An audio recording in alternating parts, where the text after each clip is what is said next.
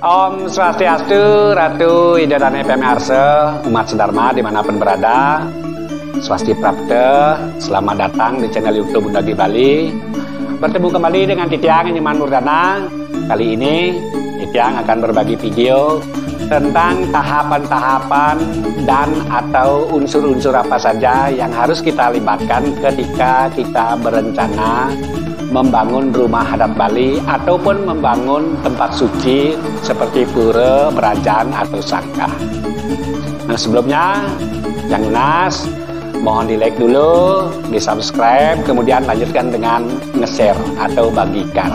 Karena dengan berbagi, jadi semeton-semeton yang lain tentu akan tahu tentang bagaimana sih tahap-tahapan atau unsur-unsur apa saja yang harus kita libatkan ketika kita berencana membangun sangah, pura, tempat suci, ataupun rumah adat Bali. Selengkapnya akan kita jelaskan next di atas, karena mungkin saja penjelasan yang ini membutuhkan bantuan gambar. Ya, kebetulan di atas ada komputer, kita akan jelaskan di atas. Kalau memang cukup kita jelaskan dengan bahasa saja, penjelasan saja, ya kita cukupkan, yang ke atas dulu,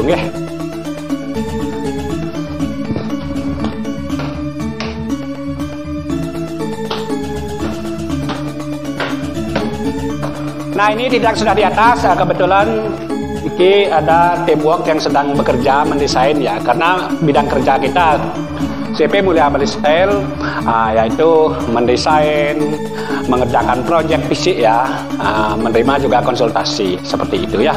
Nah, lanjut penjelasan tadi, apa sih tahapan-tahapan atau bagaimana sih tahap-tahapan yang benar atau unsur apa saja yang harus kita libatkan ketika kita berencana membangun rumah adat Bali atau membangun tempat suci seperti pura atau sangah. Nah, jadi ada tahapannya. Nah, kemudian ada unsurnya. Unsur akan Titiang jelaskan. Oke, Titiang sebut saja unsur itu adalah ahli, ya. Nah, kita ganti nama unsur itu, ganti nama ahli. Nah, ketika kita mau membangun, tentu kita harus mencari semeton atau teman atau relasi yang ahli dalam bangunan Bali khususnya, ya. Kalau membangun rumah adat Bali, siapa itu? Ya, tentu arsitektur Bali atau undagi Bali seperti yang misalnya seperti kami, atau orang-orang atau semeton atau pelingsir kita yang ahli dalam bangunan Bali. Ahli yang tidak maksudkan di sini adalah beliau mampu mengkonsep sebuah tata ruang, mengkonsep rumah adat Bali dari nol sampai selesai. Baik mengenai level, tata ruang, denah, layout, secara keseluruhan beliau mampu memikirkan dan juga mengaplikasikan, bukan hanya memikirkan. Nah, seperti itu yang kita maksudkan. Unsur itulah yang harus kita libatkan pertama kali, unsur ahli bangunan. Ya, yang kedua, unsur yang harus kita libatkan yaitu serati atau banten atau tapeni. Kenapa? Karena ketika kita membangun rumah adat Bali atau membangun tempat suci, nah, jadi pembangunan di Bali itu identik dengan dresta atau keagamaan, Nah, jadi ketika itu identik dengan erat sekali hubungannya dengan keagamaan, tentu bicara agama tentu tidak terlepas dari Upukaro atau Banten. Siapa yang ahli Banten dalam hal ini? Nah, tentu serati atau tukang Banten. Serati dan tukang Bantennya nikah ada dewanya. Apa itu? Tepani, Tepani, dewanya tapeni, ya. Tapeni, dewanya tukang Banten ke tapeni. Nah, kemudian selain tukang Banten atau serati atau tapeni, apalagi yang harus kita libatkan? Tentu pemuput, sang sane muput.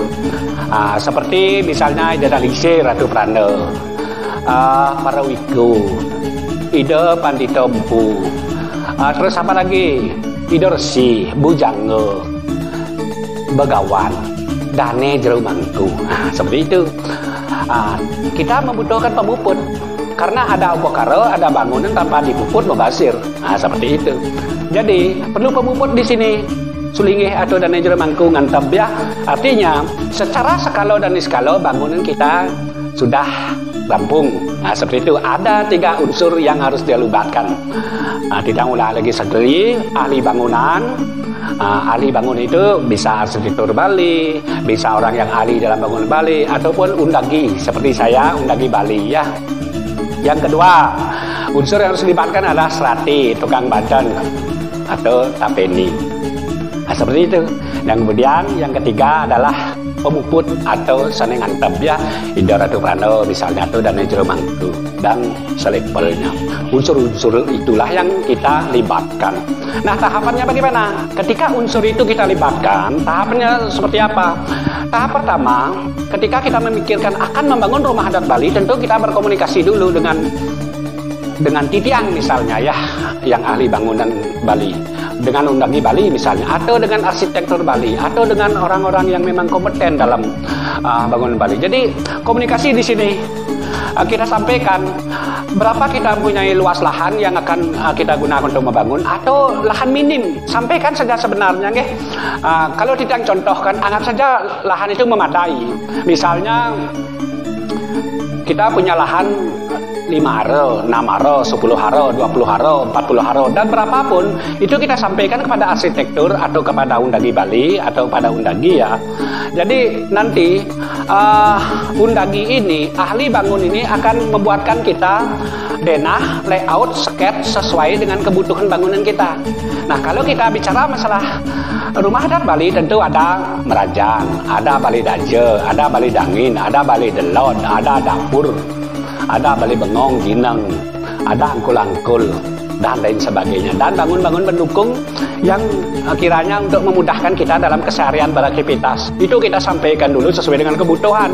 Setelah itu, baru ahli bangunan ini, undagi lah contohnya, baru akan membuatkan layout denah ya. Nah, ketika anggap saja kita analogikan dengan sebegitu banyak bangunan yang kita butuhkan, seperti yang sebutkan tadi, anggap kita butuh 4 haro ya, misalnya 4 haro, atau 20 kali 20 gitu misalnya ya. Jadi tentu Titiang akan menjelaskan lebarnya sekian, panjangnya sekian. Oke, kita anggaplah sekitar berapa ya, 20 kali lebarnya 20, panjangnya 30 gitu misalnya. Berarti 3 kali 2 itu 6 haro ya. Nah, jadi kita akan buatkan titik. Inilah titik terluarnya, titik ke belakangnya ini, titik barat, titik timur ini, titik ini. Nah, pokoknya seterusnya 4 titik itu. Itu kita tandai dulu. Nah, setelah itu, jadi kita tidak langsung ini bisa mengaplikasikan atau eksekusi lahan, tidak. Pertama kita kantongi dulu, kita sudah berkomunikasi atau bahkan sudah membuat gambar, ya, membuat gambar. Ya, kita contohkan saja di Titiang buat gambar seperti itu. Sudah yang siapkan layoutnya, denahnya, gambar seluruh sudah sediakan. Kantong itu dulu, jangan dulu dieksekusi. Kemudian kita komunikasi kepada serati atau tukang banten, nggih. Nah, tadi kalau tukang banten dan serati itu ada dewannya, dewan tapeni namanya, nggih. Kemudian kalau undagi itu Wiswa Karmo namanya dewannya, nggih. Jadi semua ada hubungannya. Nah, kemudian kita matur majang ring siapa ya? Jadi serati atau tukang banten, jero serati atau jero tukang banten, Titiang jagi ngewangun rumah adat Bali di Karangbaru. Nah, tanah niki bekas cari. Terus kemudian upakara apa yang harus disajikan atau dibuatkan agar pembangunan Titiang ini labdo karya berjalan dengan baik dan rahayu pada intinya. Nah, jadi dengan penjelasan kita seperti tadi, tukang banten itu tahu banten apa yang harus disajikan ketika kita membangun rumah adat Bali di Karangbaru. Anggaplah tanah cari seperti itu ya. Jadi tahu beliau apakah itu pecaruan, pengeruak dan lain sebagainya. Itu ahlinya, ranahnya tukang banten yang tahu. Oke, yang kedua sudah. Kepada undagi sudah, kepada tukang banten sudah. Yang terakhir sekarang kita matur majang ring pemuput atau saneng antep, jero mangku misalnya, atau idona ringsir.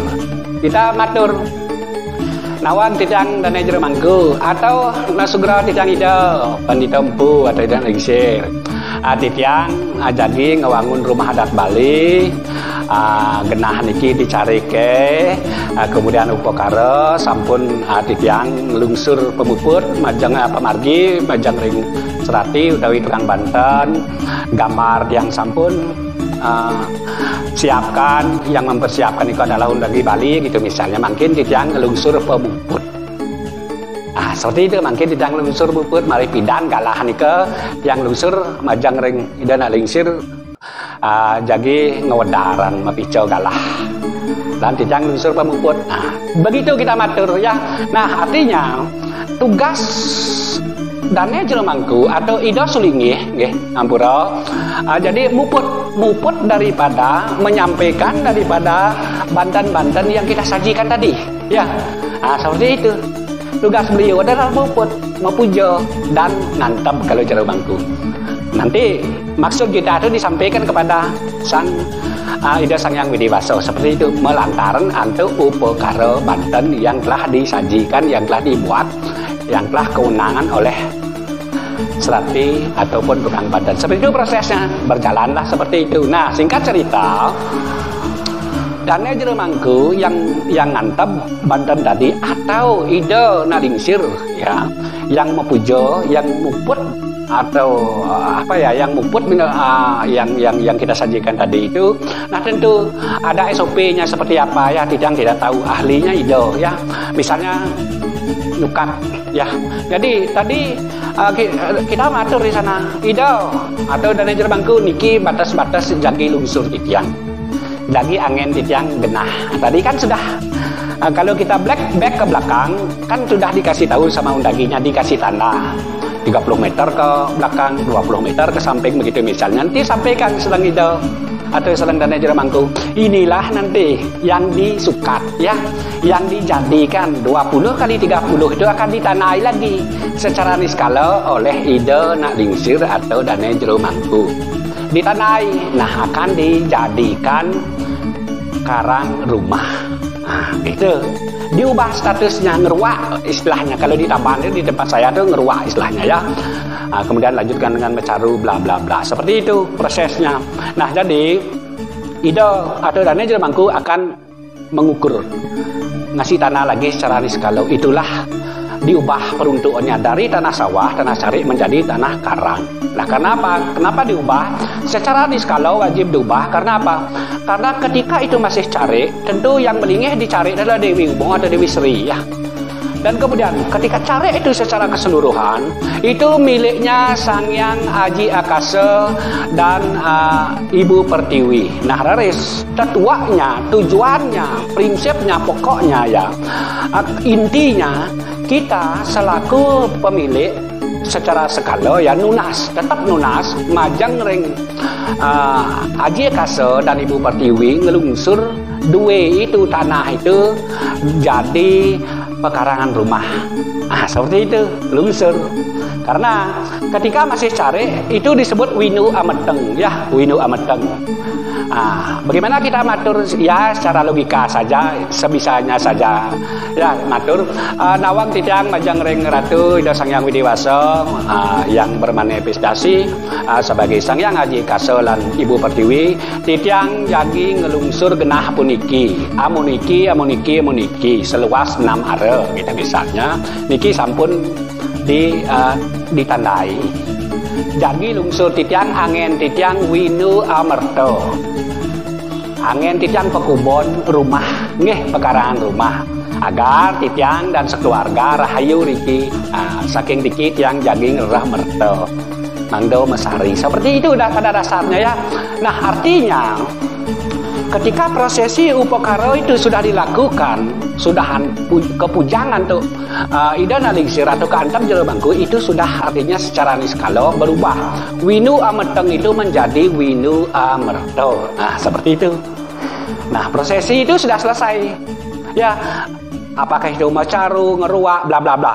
Itu sudah selesai. Nah, sekarang ketika sudah di tanah itu selesai upakara, artinya kita akan sudah siap eksekusi ya, eksekusi fisik yang dimaksudkan. Nah, undagi yang datang sekarang mengajak tukang mulailah menggalinya di mana, karena duaso ribai itu tentu sudah ditentukan oleh ide nadingsir atau dan ejra mangku misalnya ya. Jadi ada hari baiknya mulai ke kapan, nasarannya kapan, kita buatkan lubang-lubang dulu langsung action, tidak masalah. Nanti pas di melapas itu kita mulai dasar tidak masalah, itu teknis ya. Seperti itu teknisnya ya. Jadi setelah prosesi secara niskala itu selesai, baru prosesi aplikasi membongkar, memulai membangun itu sudah mulai. Itu sekarang ranahnya undagi, arsitektur atau ahli bangunan atau kontraktor ya. Tentu rujukannya adalah undagi. Nah, seperti itu. Itu prosesnya. Nah, kemudian dari apa yang kita sampaikan tadi bisa disimpulkan bahwa yang ulang lagi ya, ketika kita membangun rumah adat Bali atau membangun tempat suci seperti pura, sangah atau kerajaan ya, kita harus melibatkan tiga unsur. Pertama, unsur ahli bangunan. Yang kedua, ahli Banten, kita sebut saja ahli. Yang ketiga, ahli agama yang muput atau yang antap. Nah, seperti itu. Tiga unsur itu harus kita libatkan karena itu identik. Tahapannya seperti apa? Pertama, komunikasi dengan ahli bangunan, undagi atau tiang contohnya. Yang kedua, komunikasi dengan tukang Banten atau serati atau tapeni. Yang ketiga, matur, majang, ring, dan ejra mangku atau ide nak lingsir. Nah, seperti itu tentu akan menemukan sebuah kesimpulan dan akan siap dieksekusi. Nah, seperti itu. Nah, Astungkara konsep yang kita tawarkan ini, jadi konsep ala undagi Bali ini yang kita tawarkan ketika Semeton Ratu Idodane berencana membangun rumah adat Bali dengan konsep yang kita tawarkan tadi itu memargi harapan kita semoga labdo karyo ya. Jadi semuanya memang harus kita pikirkan bagaimana sih prosesnya yang baik dan benar ala undagi Bali. Nah, seperti itu. Baik Semeton semuanya, ketika yang paling penting ya, ketika berencana membangun sangah, pura, Bali-Bali, apapun itu, tidak ahlinya, tidak mendesain ya, mendesainnya seperti ini misalnya ya. Nih, mendesain dulu, kemudian tentu dasar desain gitu tentu kita ke lapangan cross check ya, survei istilahnya. Kemudian akan mengaplikasikan sesuai dengan kebutuhan. Setelah itu rampung desainnya, tentu kita lanjutkan dengan aplikasi di lapangan. Jadi CP Mulia Balai Style ini bidang kerjanya adalah desain arsitektur Bali, kemudian kontraktor, konsultasi, dan kemudian perdagangan umum ya, trade ya, general trade, perdagangan umum. Jadi 4 bidang kerja Tidang. Silakan jangan sungkan hubungi Tidang mengenai alamat kantor ya.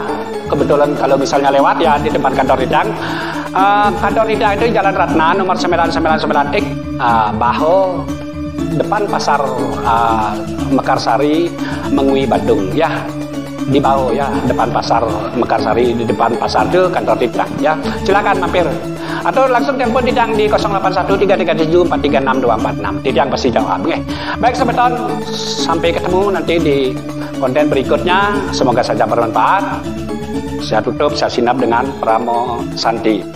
Om Santi, Santi, Santi, Om.